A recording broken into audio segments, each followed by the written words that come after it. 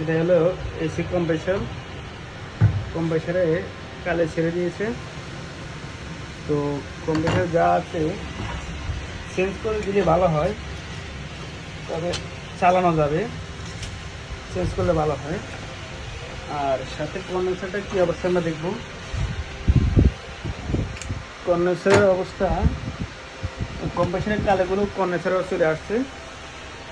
এখন কন্ডেন্সার আশা করি সার্ভিস করলে হয়ে যাবে, কিন্তু সবচেয়ে বেটার হয় আপনার নতুন চেঞ্জ করে নিলে ভালো হবে আর কি। আর এগুলো অবস্থা, কুলিং কয়েলের অবস্থা হলো, কুলিং কয়েল ফ্রেশ আছে, যা আছে চলবে, সমস্যা নেই। কুলিং চেম্বার লিকও নেই, লিকুইড সব ঠিক আছে, এটাও চলবে।